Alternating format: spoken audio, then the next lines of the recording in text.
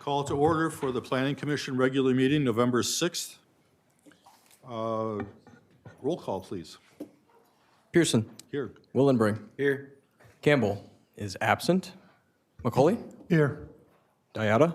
Here. Wilson. Here. Shava is also absent. Pledge of Allegiance. I pledge allegiance to the flag of the United States of America and to the republic for which it stands, one nation, under God, indivisible, with liberty and justice for all.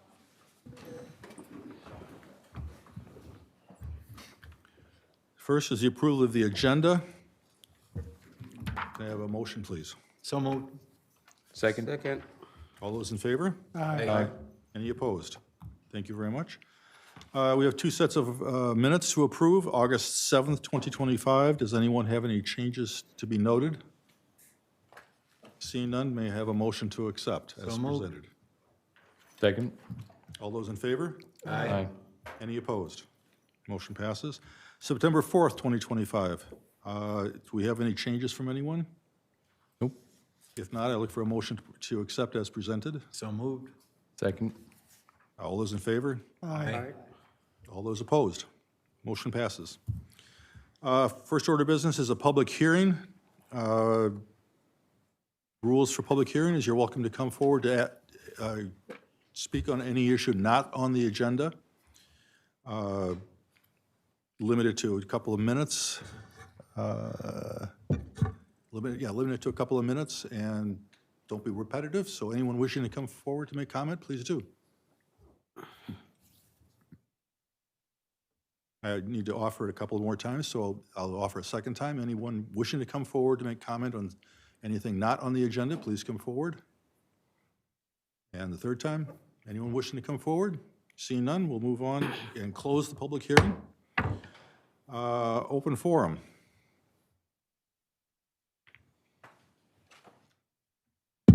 Chair, I think there's a typo on the agenda, so I think if you're okay, we can just roll into the next item, I'm number 8. perfectly okay, because standing by itself, it has no meaning. Old business is none. New business is a public hearing for Kelley at 7684 Stillwater Way North, a conditional use permit for an oversized accessory structure, a second garage. You have the presentation, please. Thank you, Chair and Commissioners, and good evening. Before you tonight is a request for a conditional use permit for an oversized accessory structure, in this case a second garage at 7684 Stillwater Way North, which is a few blocks east of 694 and Stillwater Boulevard. The zoning here is R1, large lot detached residential, where single-family homes are permitted to have one garage, attached or detached, by right, and one shed or accessory structure by right, and any additional garages are permitted, but only through the conditional use permit process. The applicant here is seeking to add a new garage in the northeast corner of the lot, as shown on the screen, which they've stated would be used primarily for recreational storage. The property as a whole is 1 acre in size and contains a single-family home with an attached garage. So here we have the applicant's site plan for the building. The applicant is showing a 30 by 50 footprint with 10-foot setbacks shown, which are also defined as distances to the property lines, here to the north and east property lines. The setback requirements for the R1 district where this property is located is 10 feet for accessory structures, so this requirement is met. The applicant here is not proposing a driveway, stating that it would be used mainly for storage. The city has historically not required driveways for second garages intended for storage. Here we have the applicant's elevations for the garage. The applicant is showing a 2-story structure that is approximately 32 feet in height. Per the city code, garages are required to be no higher than the existing home. Per the applicant, this garage is a few feet taller than the existing home, so if this application is approved, the applicant would be required to revise the height structure in order to comply with the zoning code. Additionally, garage doors are required to not exceed 10 feet in height, Here they're showing 14 on one of the doors. So to address this, staff has added a condition requiring that the garage door height be reduced to 10 feet. Here we have the floor plan of the proposed garage. The garage footprint is 50 by 30 with 1,500 square feet on the first level and 600 square feet on the second level, totaling a gross floor area of 2,100 square feet. It's worth noting that the city code does not specify a maximum size for second garages, only that they receive city council approval through the conditional use permit process. One additional note, the applicant here is showing a restroom in the plans. Staff had some concerns with this initially to ensure that this garage would not be used as an accessory dwelling unit or a residential living quarters. The staff has added a condition that the applicant shall not use the garage as a dwelling unit. Further, we received some comments regarding concerns with potential commercial uses occurring on the site. As a result, staff is planning to add a condition for no commercial activities to occur within the structure prior to city council consideration. This condition would be in line with past conditional use permits for accessory structures. As a reminder, conditional use permits are subject to certain review criteria found in the city's ordinance. Here we have a summary of the review criteria that we must use in the evaluation. Compliance with the comprehensive plan, compatibility of the use with surrounding zoning, no nuisance effects being generated, no traffic congestion or parking issues. The use must be adequately served by public services, no excessive costs incurred for public services or infrastructure, and minimal impacts to the environment or natural features. In the review, staff finds that the conditional use permit review criteria of the ordinance has been satisfied as detailed in the staff report on file. Staff is recommending approval of this request subject to the following conditions. The structure shall meet setback and height requirements. The structure shall not exceed 2,100 square feet in gross floor area. The structure shall not be used as a dwelling unit. Garage doors shall not exceed 10 feet in height. A building permit shall be obtained, and removal of any existing temporary accessory structures on site. As a reminder, this is a public hearing, and if the applicant is here with us in attendance, they'd be happy to answer questions. And with that, I'd be happy to take any questions from the commission. The first question is, during your report, you said you were going to add an additional requirement of no commercial use. So there'll be line item 7 on the requirements? We would be looking to add that, Chair, at the City Council, as that's based on comments we received after the staff report was drafted. Okay. Anyone have questions for Max? One question. So would that the structure function as a shed? Because you're saying that they're not required to have a driveway to it, right? That's how the applicant has described it, as being primarily for storage, though it would be equipped with 2 overhead doors, which under the city code would function more as a garage. Right. All right, thank you. Anyone else have a question for Max? Okay, if the applicant wishes to come forward to make any comments, please do. Guess I don't really have any comments besides the 10-foot garage door height. Do I have to stand up to the podium? I can do that as well. Give your name and address, please, too. Yeah, Mike Mansfield, 7684 Stillwater Way Boulevard, Oakdale, Minnesota. I guess my only question would be, how come I can't go over 10 foot for the garage door height? And if there is a possibility, can we, get a variance or whatever we have to do to make it over 10 feet? Because I know if you have an RV, most of them are 10 feet or higher. So why would I want a 10-foot opening? I figure go bigger now than have to do something about it later. If I have an RV, there's a guy down at the end of the street. He's got a nice garage in his backyard right on Stillwater and Helmo. He's got a huge RV parked right in front of the thing, probably 12 feet high. I mean, to me, why not have a 12-foot door to fit your RV in your garage? So, and I know the guy across the street, he's got a 12-foot door, so I don't know how that happened but other than that, I have no other questions. I mean, I'm willing to go with that 10-foot door if we have to, but if there's a way around it, we would like to do that just in case we do get a bigger vehicle or an RV, or if we have a extra large boat or something, I don't know. I don't see it being a problem. unless you want it sitting in front of my house or something like that, so. That's kind of my thought about it, Okay, you know, store it away. A question for him? thank you very much. All right, thank Anyone you. have questions for? Yeah, can I, do you have a chance to talk with staff about this? Yeah, I talked to staff about it. Okay, what was the outcome? Was it yes or I no? just told them that if we could do it, if we had to do a 10-foot door, that we would be okay with that. But like I told you guys, obviously most RVs are 10-foot or higher, and it's hard to fit a 10-foot RV in a 10-foot door, right? That'd be a tight squeeze. So I would like to go 12-foot, 14-foot, I just said, because then I know I can fit anything in there that I want to. You know, with all the hailstorms and everything else that we've had and all the damage I've had to my vehicles or, you know, recreation vehicles, I'd like to be able to put them away. Store 'em. So if I understand correctly, the 10-foot will not work for you, you want a little higher? Yeah, I'd like to go 12-foot, 14-foot. I like to go big or go home, you know? Okay, Go big now than rather buy something later and say, oh, I built the garage with a 10-foot door, now I got a 10-foot RV that I can't even park in this garage that I built, you know? To me, it doesn't make sense. I don't see it being too big of a nuisance to have a little bit of a bigger door. I mean, I know there are people in Oakdale with over 10-foot doors. So if there's a way around it, I would like to do that. If not, I guess we have to stay within the guidelines. thank you. Yep, thank Anyone you. else have questions? Did I respond to anyone? Chair, would you like me to respond to the garage door? Yes, please. Sure thing. Generally, it's been one of the specific criteria for reviewing a second garage. In our time here with second garage applications, it's a condition that we've included in each application. If the commission is interested in permitting that, we would have to check with our legal department ahead of the city council in order to determine if that's something we could do. Just as an added comment, I believe that you'd have to go back and seek a variance because it's not what's before us right now anyway. Any other questions? No. Okay, thank you very much.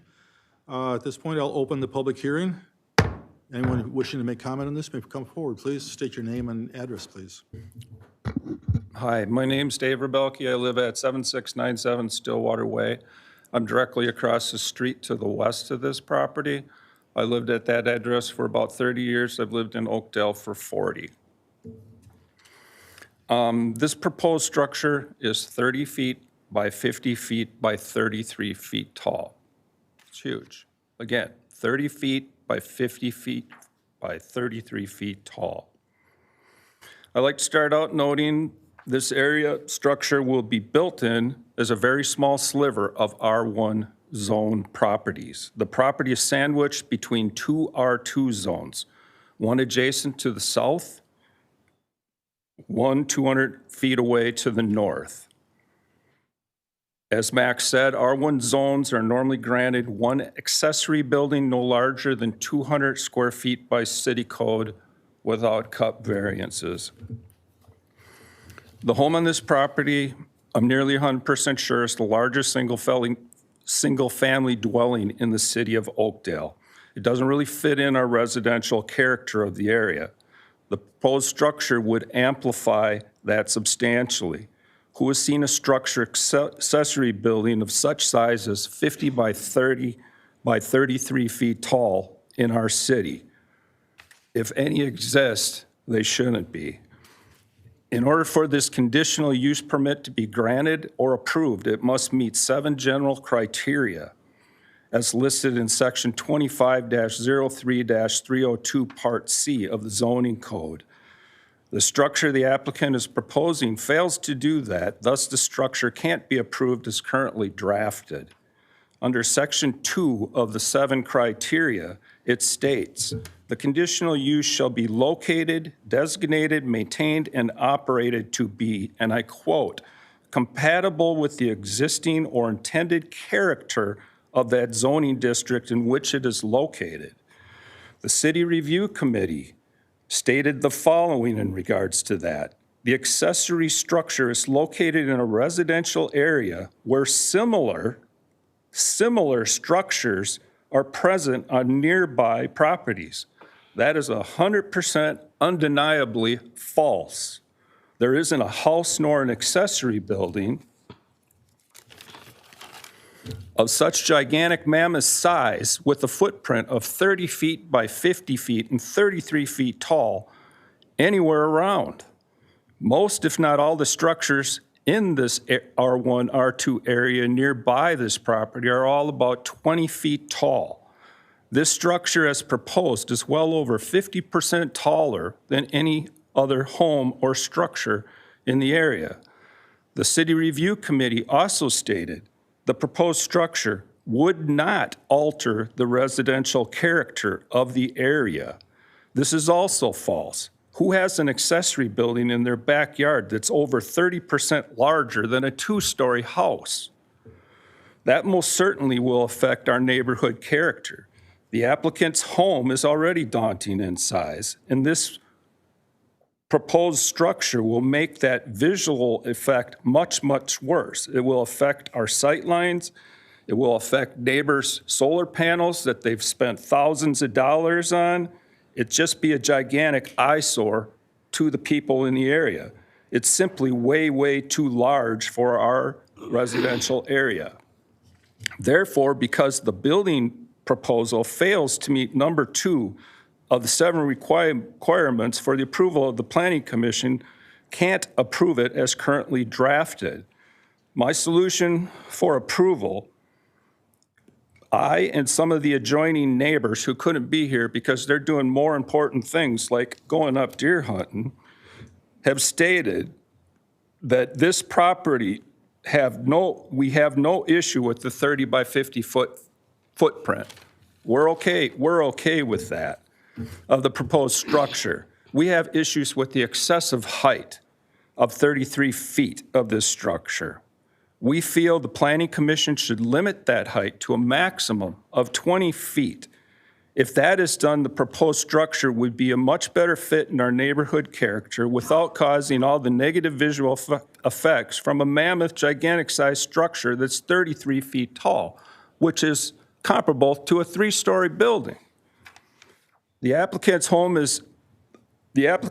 already has a near 1,000 square foot attached garage. Adding this 1,500 square foot 30 by 50 structure would increase that to 2,500 square feet.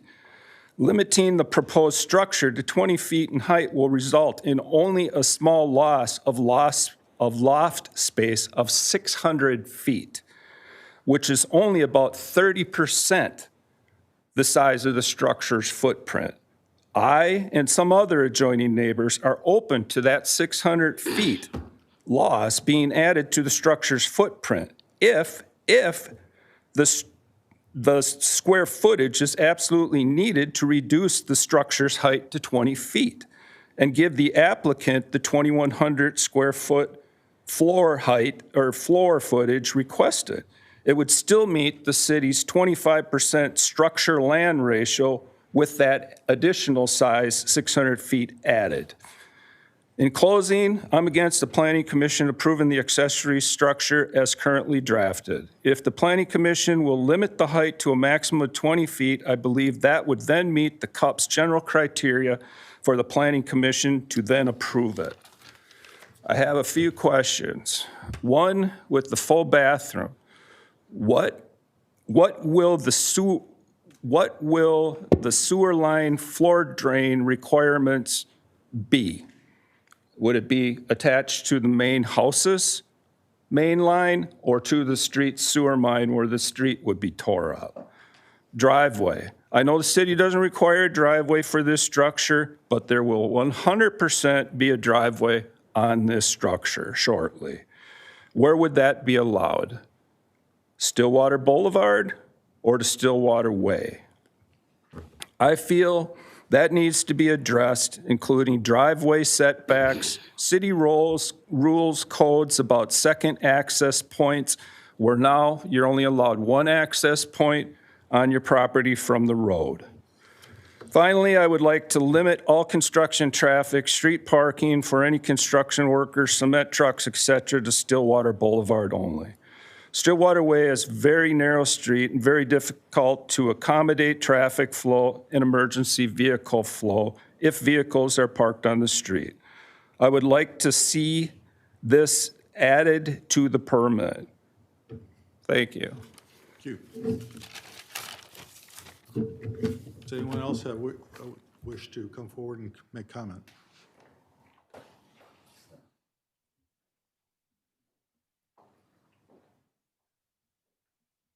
Please state your name and address for the record, please.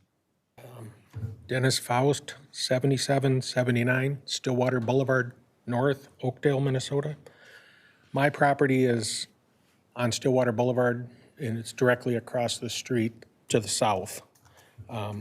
My concerns are clearly, as stated previously, the height and eventually the driveway. Stillwater Boulevard is actually a county road. The county, I'm not sure if they're aware of this, but I'm not sure how the garage is orientated. They showed it, but where would the driveway access? There's already an existing driveway to the property off Stillwater Way. So the orientation of the garage would probably exit that way, but that's you're proposing the longest driveway possible either way. So I know the garage itself, the height is of huge concern of many neighbors. So those are my concerns. Anyone else wish to come forward?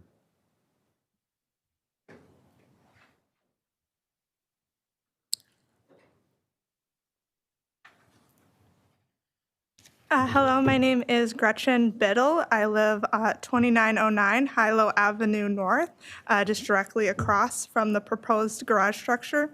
I think our main concern is just the height of the garage, taking into consideration the neighbors' solar panels.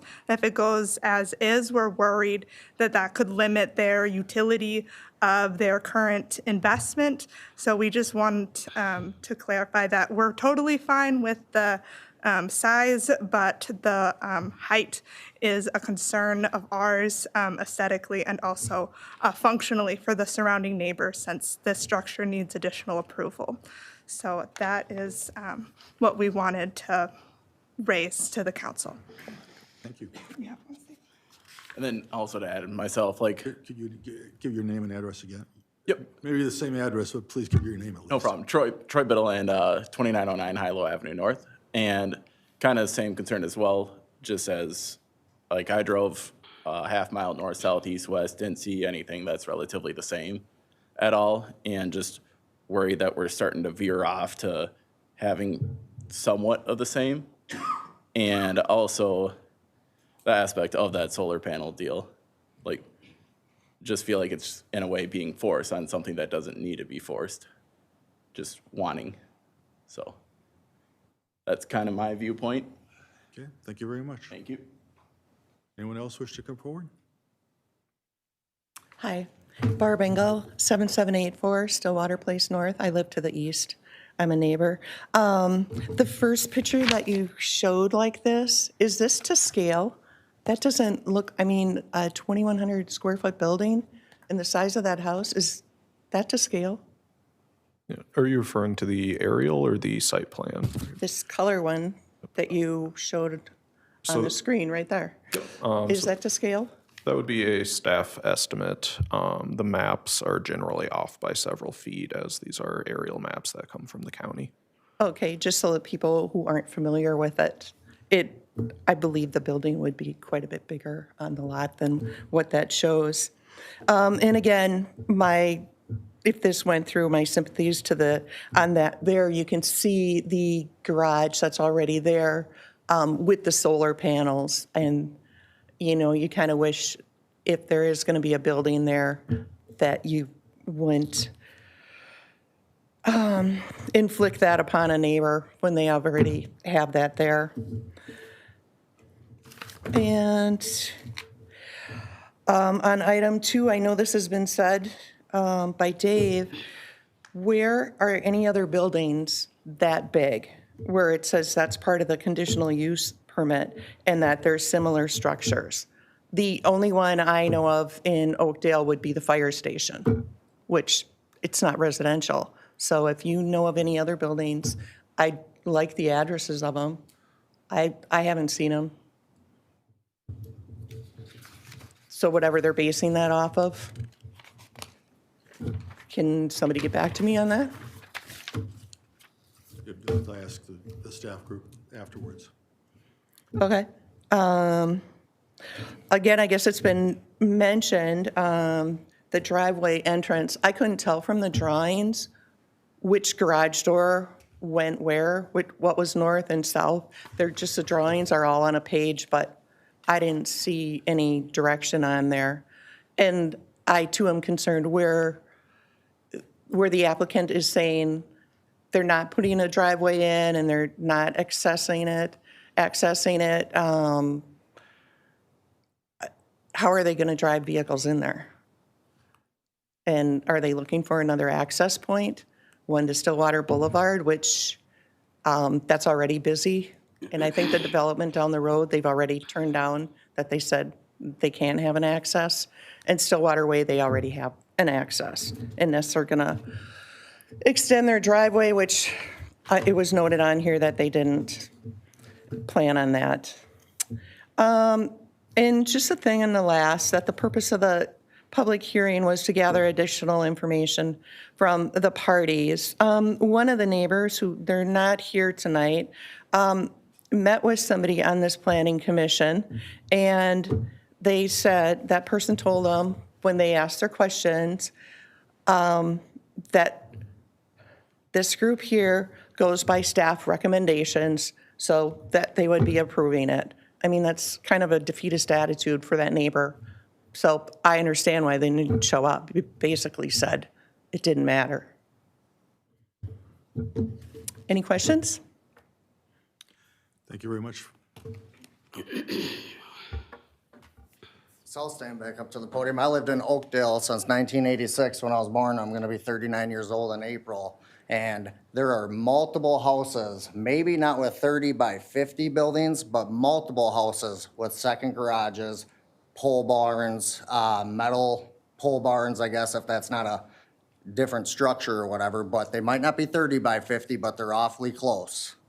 Multiple houses with extra buildings on their property for storage. And the driveway thing, I was told by my neighbor Dave, who actually sold me the house, who told me he had no problem with this structure being on there because it's an R1 lot and it should be compatible with that and it shouldn't be an issue. But he said that when he was gonna put his shed in or whatever, that you could drive right on the grass. You didn't need a driveway, so why can't I do that? I got four-wheelers, dirt bikes, motorcycles, I drive right on the lawn.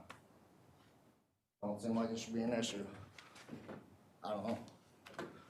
So that's just what I'm saying, everybody, you know, I don't get it, there's multiple houses with storage buildings. If you're away from the microphone, please withhold, because we need to get it on record. Yes,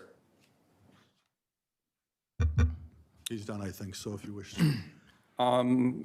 He's saying there's multiple structures, there's everything, there's not. Staff, we can go around there, we can measure all that stuff. There's no 30-foot by 50-foot by 33-foot tall. Like I said before, our issue is the height. I could care less if it was 100 feet by 100-foot footprint in that backyard. It's a big backyard. It's our visual site. When we're looking out, a 33-foot structure is huge. And that is the reason why it doesn't meet that cup, is because there's nothing around that area that is that height. And if people are saying there is. Thank you very much. Like Mansfield. Hold off and wait till we get to the end of other people's comments. Let me answer some questions after. Anyone else have more comments to make?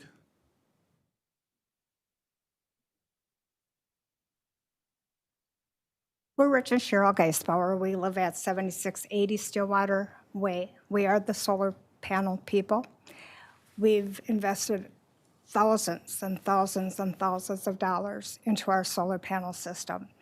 And the second story that's proposed on this building will completely, our garage is directly behind the proposed building.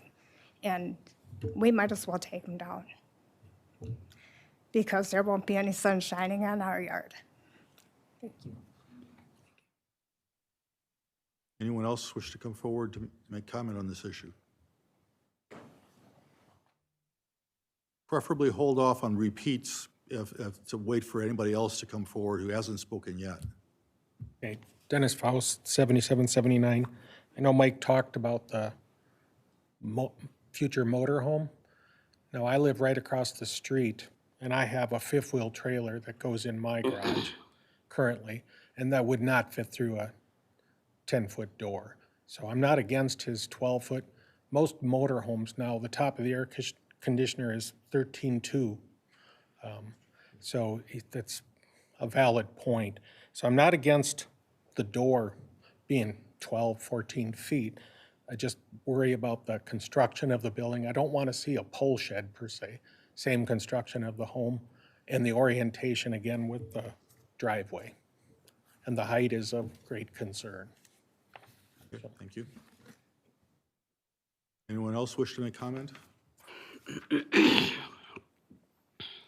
you wanted to make further comments? Sure. So when I did come up here, I did say, I'm not sure if they're 50 by 30, but most houses, there's a lot of homes in Oakdale with extra garages that are big garages. I'm not gonna go around and measure all of them, no. But there are lots of garages, extra garages. I understand I spoke with Max and Luke about the height, and we already talked about reducing the height. I understand it's taller than my house, but I know the requirements in Oakdale are you can build as tall as your house. I'm sorry they have solar panels back there personally. I think it's an eyesore, and I don't know if they're I don't know if they work. I mean, I want to work with them. I don't know, you know. I never knew it was an issue until now, so. Pretty easy going, we can work with it. Anyone else wish to come forward? If not, I will close the public hearing. I close the public hearing. Do you guys want to make any further comments? Commissioner, would you like me to address it? Address the height, make that statement again, because it's not in the requirements. Sure. So accessory structures within the city of Oakdale are permitted to be, they need to be less than the height of the principal building, which would be the house in this case. Generally, there aren't other specific height requirements for accessory structures in this district or other related R districts. Okay. Anyone have questions? So what's the height of their house again? From an email thread, I don't recall the exact height of the house, but it was higher than the 32 feet 6 inches of the proposed structure here. And do you happen to know how high the shed is next door with the solar panels? It does look like it's on top of a roof, potentially a 1- to 2-story building, as I can tell from here. Do you happen to know how high that is? I believe that is a 1-story structure. 1 story?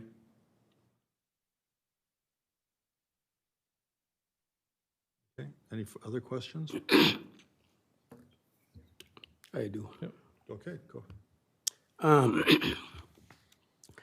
I do appreciate everybody's comments here, but I have some concerns. So I understand that the garage is taller than the house. Is that what I'm hearing? The garage as proposed is taller than the house. They would be required, if approved by the city council, to change those plans to make it shorter than the house. Okay. How about the width of the garage compared to the house? I believe the house would be a wider footprint. The house is wider? Yes. Okay. For an accessory building, because an accessory building cannot be built without a principal building, wouldn't we assume that the accessory building should be a lot less than the house in terms of height and width? Commissioner, I think it would be fair to say that an accessory building in general should be or is required to be smaller than the principal building. Or with our specific garage conditions, the code just does not specify what that maximum height is or maximum size is. For thank you for the intended use of this garage as storage, and I understand the applicant saying that they want to do an RV. If that's the intent, I would assume that they have at least a drawing of a driveway that leads to it. The city did not receive any drawings of a driveway. If the commission is concerned with the presence of a driveway, we would want to check with our city attorney's office, but we do believe that a condition could be added to require that going up to there. There were some comments regarding Stillwater Boulevard. The city code only allows for one curb cut per property, and generally Washington County is pretty strict with curb cuts and wouldn't grant an access if there's already an access off of a side street. Are there any design standard for a garage in terms of windows and door openings, the kind of glazing? No. In residential districts in the city of Oakdale for single-family properties, there are no specific design standards. There is a prohibition on pole barns. So at the time of building permit, staff generally checks for if it would be of a pole barn type construction. Okay.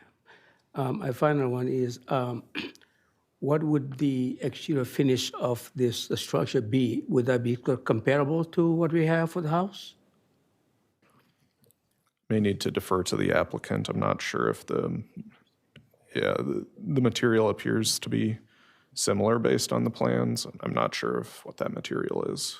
Okay, thank you. Anyone else have questions? If the applicant wanted to plant 10 trees in that area and they grew over 30 feet, is there an issue with 10 trees being next to that barn with the solar panels on it? That garage, I should say. Thank you, Vice Chair. Generally, any homeowner within the city of Oakdale would be permitted to plant trees that grow to a mature height with solar panels. The city doesn't have specific standards other than setbacks, which are intended to keep buildings away from each other to ensure solar access. We did check with our city legal to see if it's possible to move buildings, and generally if it's meeting that setback, the city would not, as long as it's meeting that, in the conditional use permit is granted. We couldn't choose the position so long as it's meeting setbacks. There are voluntary solar easements that some properties have where they can have a neighbor voluntarily sign over an easement that would ensure access to light. We checked and did not see one on file in this case. Just out of curiosity, did you want to do a calculation as to what angle from the neighbor's garage to this would be met? That would indicate whether or not the panels would actually even be occluded. Unfortunately, Chair, I don't know that staff has the software to do that. We could check with our engineering staff and see if that's a possibility. I'm not sure it's germane to the issue, but it was just a question I had. Okay, anyone else have questions? Then I look for a motion to recommend approval of the conditional use permit for an oversized accessory structure at 7684 Stillwater Way North. So moved. Second? Second. All those in favor? Aye. Aye. Any opposed? No, of me. One, no. Motion passes at this level. And I would reinforce that we are an advisory committee, so the decision, it's not actually made by us, it's made by the city council. We merely advise about zoning issues. So, moving on to the next point, a public hearing for the JACC Capital 6138 Highway 36 Boulevard North rezoning, conditional use permit, preliminary plat, final plat, site plan for the live-work units. So thank you, Chair. I can take it away here. So as you mentioned, the address for the site, 6138 Highway 36, Boulevard North. So the site is located immediately east of Eastgate Apartments and immediately west of JG Haas Construction, which is where my cursor is on the screen. Some property details. This site is accessed off Upper 51st Street. It's approximately 2.5 acres of vacant land. There are some trees on the property. And the developer is requesting several land use approvals here to enable development of 12 live-work units. You might be wondering what a live-work unit is, and we have a definition in our zoning code. So it's a dwelling unit in combination with a shop, office, studio, or related workspace within the same unit where the resident occupant both lives and works. So it's both residential and commercial element to these units. So the request involves 5 land use approvals, so a rezoning, a conditional use permit, preliminary plat, final plat, and site plan. When we look at the city's comprehensive plan, it was amended on July 8th of this year by the city council. You may recall that there was a comp plan amendment to re-guide this area, which we refer to as the Glenbrook area. The re-guidance was from commercial to mixed use, which is consistent with a neighborhood plan that was completed a couple of years ago, the Glenbrook Small Area Plan. So the mixed use category allows both commercial and residential uses. So taking a look at the zoning of the site, so it's currently zoned B1, that's our commercial district. The proposal is to rezone that, the site from B1 to the MX, mixed use zoning district. That's a brand new zoning district we rolled out earlier this year with our zoning code update. Live-work units are conditionally permitted uses in the MX district. So rezoning requests are evaluated primarily by 2 criteria. So the first one is consistency with the policies of the city's comprehensive plan, and number 2 is the capacity of existing infrastructure and public services. So as mentioned, the comp plan, the city's comprehensive plan, guides this site for mixed use. Again, this category allows both commercial and residential. Also, as seen on the zoning map, which is on the screen there, this property is adjacent to both commercial and residentially zoned sites. So the subject property is served by existing infrastructure, including city water and sewer lines. The site is also accessible for emergency services and is located near public assets, including public parks, trails, and schools. And with that, staff finds that the rezoning request is appropriate based on the criteria. So moving on to the subdivision plat.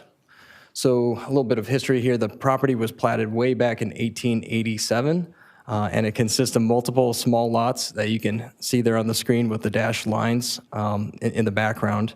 So the proposal is to replat the property into 2 lots. So lot 1 would contain the live-work units. So you see there's one building there on the east, that's 3 units, and then the larger building out to the west, that is 9 units.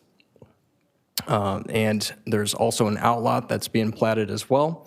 And the purpose of this outlot is to set it aside for future frontage, a future frontage road along Highway 36. So I mentioned briefly the Glenbrook Small Area Plan, that neighborhood plan that was adopted back in 2023. That plan identified the need for a frontage road through this area due to a lot of the commercial uses that are nearby, commercial truck traffic going through the area. So a future access is also shown in this Outlot A area, so that it really has 2 purposes. That it's what we like to call a hammerhead turnaround. So it will be utilized for large vehicles such as fire trucks, garbage trucks, snow plows, to make proper maneuvers in and out of the site. And it also serves as a potential future access if there's ever a frontage road that's built on the north side there of Highway 36. One of the requirements that staff is recommending is that the outlot be covered by an easement for future right-of-way purposes. So as shown on the plat, a portion of the unimproved alley, which is on the west side of the site, that shown in orange on the screen, that is proposed to be vacated. There's a formal process that the applicant will just have to go through and submit a formal application to vacate it and obtain city approval for that. Because this property is adjacent to Highway 36, that is a state highway, and the Minnesota Department of Transportation, they have an opportunity to review the plat and site plan, and their review is pending at this time. So also as part of the platting and subdivision process, the developer must comply with the city's park dedication requirements. I have a handful of slides, but I want to pause really quick and see if you have any questions at this time. The only question I have is in your report, there is a mention of holding pond or something for the future. It's not within our jurisdiction, but I was just curious where that might be located. Yep, if we can go back to the image on the screen, the proposed stormwater pond would be located here in the kind of northeast portion of the property. And the watershed district has very robust standards for managing stormwater runoff. Yep. I have a follow-up question. Yes. So will the Outlot A, will that just be a continuation of, I think it's 50th Street? It would just curve up? Okay. Yep, that's the plan, Commissioner. Whenever there are plans, and it's really dependent on Minnesota DOT's improvements, intersection improvements, and possibly closing off. There's an existing access that's just off the screen where the cursor is, but that's the idea, is to extend 50th Street and make it into a frontage road when the time is right. Okay. Okay. Keep moving along here. So the live-work unit aspect of the proposal requires a conditional use permit and is subject to 7 general review criteria. Staff finds that all the 7 criteria have been met as detailed in the staff report on file. And just to summarize those key points, the use complies with the city's comprehensive plan and zoning code, is compatible with the proposed rezoning to the MX district. It will not be detrimental to the surrounding property. It is not expected to create traffic congestion. It will not be detrimental to the economic welfare of the city, and it will not cause adverse environmental impacts. Additionally, there are 3 specific review criteria for live-work units that's found in the zoning code, and those are no retail sales can occur on the property, no commercial vehicles or equipment can be stored outside, and then finally, service or repair of motor vehicles is prohibited. So no auto body type activities, no oil changes, those types of businesses are outright prohibited by code. So staff is recommending a few additional conditions to help minimize the impacts to the surrounding area, and these include the following. So customer visits by appointment only, no more than 2 non-resident employees. Commercial operations must be kept fully within the structures, and then signage would be limited to just 1 sign per unit, and that sign can be no more than 5 square feet per unit. Moving on to some more site plan details. Again, the access for this property, it's off Upper 51st, and the fire department has reviewed the proposed private drive that would serve the site, and also the layout, and the fire department finds it acceptable. However, parking cannot occur along that private street, just to ensure that large vehicles can make proper maneuvers. You don't want fire trucks or other large vehicles getting stuck because there's too narrow of a street there.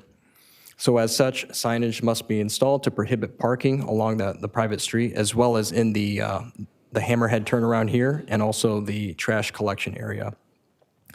Signage must also be installed to indicate that snow storage cannot be placed in the turnaround area or the trash collection area.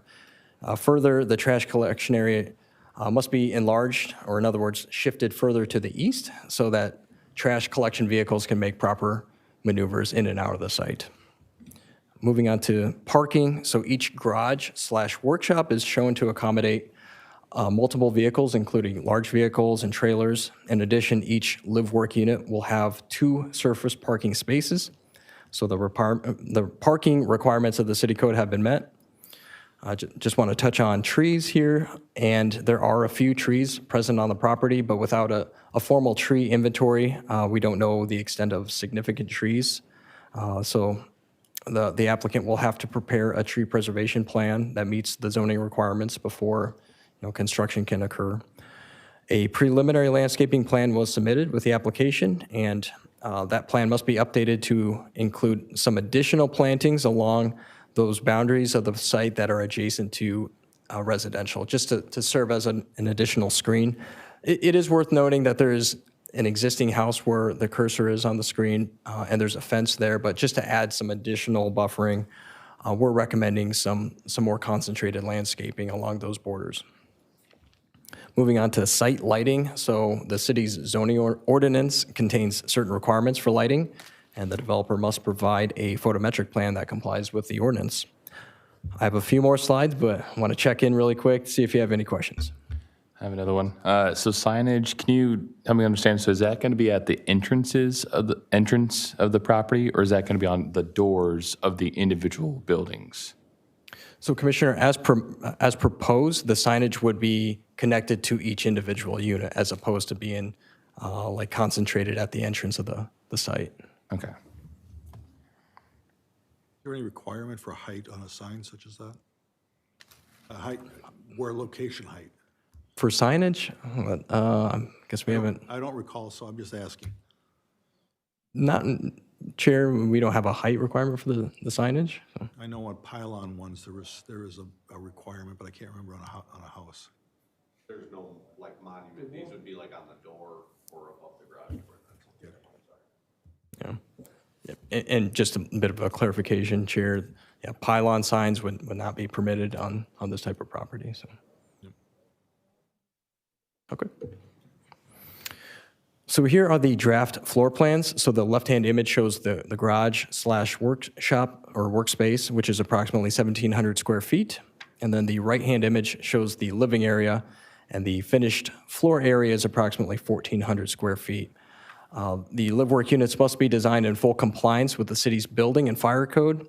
And specifically, I just want to highlight that fire suppression systems are going to be required, and the workspace must be fully enclosed and segregated from the living area. Here are a couple more sample images or sample elevations. These are the facades for the larger building containing 9 units. And under the zoning ordinance, live-work units are subject to certain exterior design standards, and the facades must consist of at least 60% Class 1 materials, so brick, stone, glass, those types of materials. And just in one of the conditions of approval, you'll see that we're recommending that the developer provide additional information just so that we can verify that the Class 1 materials requirement has been met. A few more sample elevations. So the top image shows the north elevation of the 9-unit building, and then the middle and bottom images show the smaller 3-unit building.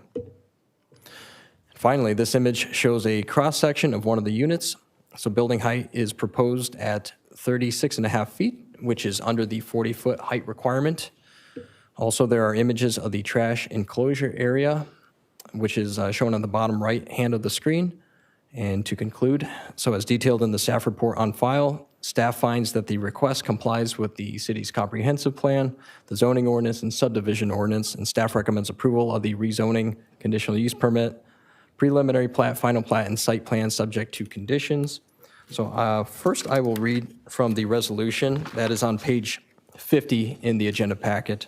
Bear with me, there are 11 conditions here. I'll try my best to summarize. So number 1, approval of a rezoning to the MX district. Number 2, approval of a conditional use permit. Number 3, execution of a development agreement. Number 4, approval of the site civil construction plans. Number 5, obtain any necessary approvals for vacation of property. And again, that's about the alley along the west side of the site. Number 6, include certain easements, drainage and utility easements. Number 7, recording of an easement over Outlaw A for future right-of-way. Number 8, satisfaction of park dedication requirements. Number 9, compliance with the city attorney's plat opinion letter and recording instructions. Number 10, developer has to submit a tree preservation plan. And number 11 is obtain approvals from applicable outside government agencies.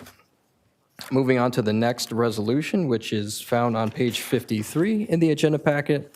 So I will not repeat the conditions that were previously mentioned, so I'll just focus on the new ones here. So jumping to number 2, no retail sales can occur on site. Number 3, no commercial vehicles or equipment shall be stored outside. Number 4, service or repair of motor vehicles is prohibited. Number 5, customer visits shall be by appointment only. Number 6, each live-work unit shall be limited to no more than 2 non-resident outside employees. Number 7, commercial operations have to be kept fully indoors. Number 8, signage for the units shall be limited to 1 sign of up to 5 square feet in size per unit. And then finally, the resolution that is on page 56 in the agenda packet. So just jumping to number 2 there, the condition of approval. Approval of a conditional use permit. Number 6, approval from the fire department for the proposed hydrant locations and fire department connections. Number 7, provide additional details on mechanical equipment and methods of screening. Number 8, enlarge the trash collection area to dimensions that are acceptable to the city engineer for turning movements. Number 9, developer has to submit a photometric plan. Number 10, adherence to the exterior building materials requirements of the city code. Number 11, install signage to prohibit parking along the street and the turnaround area and the trash collection area. Number 12, install signage for prohibiting storage within the turnaround area and the trash collection area. Number 13, update the landscaping plan to provide additional screening elements along the borders of the site that are adjacent to residential property. And then the plan has to be certified by a licensed architect, landscape architect. And finally, number 14, again, it's obtain approval from outside government agencies. So as a reminder, this is a public hearing. The applicant is here in attendance if you have questions. I also want to acknowledge that staff received one written comment from a member of the public noting concerns about the proposal, which was shared with the Planning Commission before this meeting. With that, I'll be happy to answer any questions. Thank you. Thank you, Luke. Anyone have questions for Luke? Just a point of, I don't know, like, so there's the garage doors, but then there's actually like, I guess the bay door that lifts up. And then you said that the businesses, they have to take place only indoors. So I guess I just don't see why that's necessary in that case if it's all indoors. Commissioner, the idea is to just make sure that business operations are not spilling out into the streets. You know, that we're not seeing large vehicles being parked outside, and you might have someone who's like an artisan doing some type of woodwork or similar type of activity outdoors, making a lot of noise, making a lot of externalities. So we're trying to contain all the business elements within the buildings. Got it. Anyone else have questions for Luke? Okay, if the applicant would like to make a comment?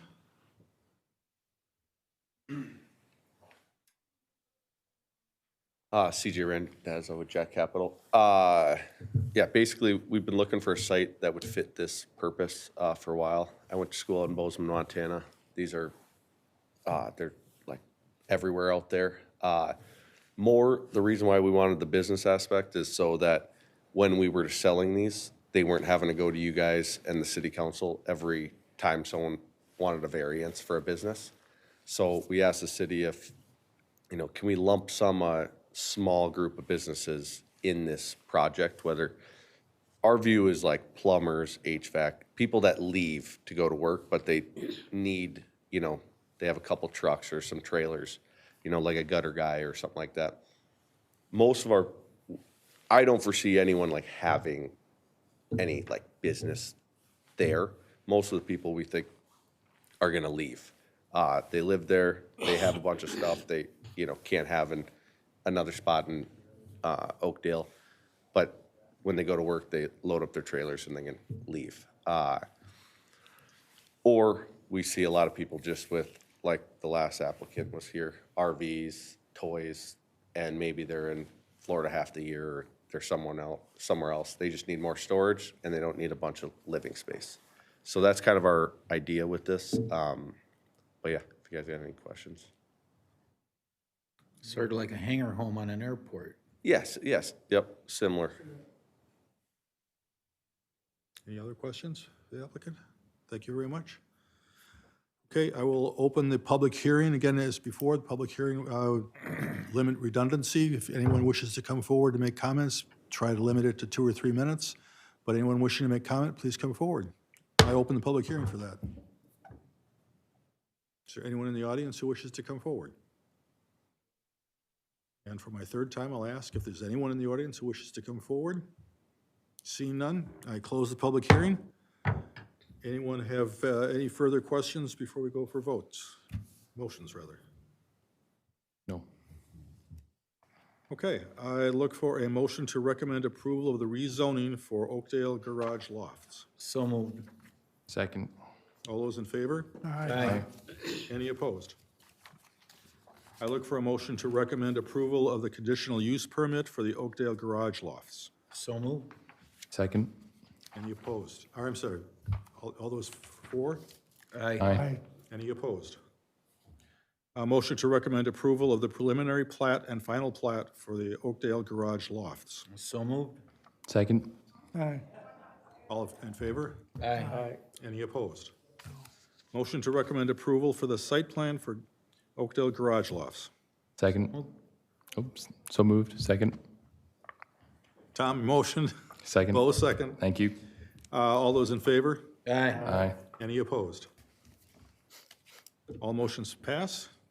Thank you very much. Draft 2026 Planning Commission Work Plan. So thank you, Chair. The Planning Commission Work Plan, it's intended to guide the commission's work through the next year. State statute, of course, defines the Planning Commission's role quite well. And that we still come up with different tasks and identify key priorities for this next year. But little has changed from the 2025 work plan. Just the one item that we want to highlight is that we expect that there will be a number of workshops for the 2050 comprehensive plan update. So that's the mandatory comp plan update that we have to do every 10 years. It's in accordance with the Metropolitan Council's requirements. So we expect, just an uptick in work for the comp plan, not just over the year of 2026, but for really the next 2-3 years. But if you have any questions about the proposed work plan, I'm happy to answer questions. In terms of next steps, staff will incorporate feedback from the Planning Commission into the work plan, and then the work plan will be reviewed by the City Council at a future date. Okay, thank you. Does anyone have any questions for Luke on the work plan or suggestions? Not at this time. Okay.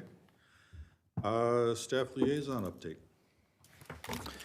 So thank you. Just a couple updates on some recent development applications. So the Oakdale Glen site, that was the 32 single-family homes off Stillwater Boulevard. So after the Planning Commission meeting, if you're not aware, the developer did withdraw their request. And then another recent application, the 9th Street Landing, that's the 5 single-family homes next to Platinum Bank off 10th Street. So the City Council approved the rezoning and preliminary plat back on September 23rd, and the developer will have to come back at some point and request a final plat in order to proceed with their proposal. And the last thing I have is to expect a Planning Commission meeting in December. Thank you. Thank you. Commissioner updates. Anyone have any updates that they wish to make known? No. Seeing none, I'll go to council liaison update. Good evening, everyone. Just a couple of quick things for you. What the council's been up to. Recently, we just did a little tweaking to the 2026 budget levy and budget in a good direction, so we'll be making those changes. The public truth and taxation on the final levy will be December 9th, so another month or so. Another thing I'll just mention is the city made it given the question about SNAP benefits. This month, the city made a $10,000 donation to Open Cupboard here in Oakdale, just to help out those that may need the help. So that was a good thing. And then lastly, happy Veterans Day, and thank you to any of you and everyone who has served our country. Any questions for me? Great, thank you. Thank you very much. That brings us to adjournment. May I have a motion to adjourn? So moved. Any second? Second. All those in favor? Aye. Any opposed? We stand adjourned.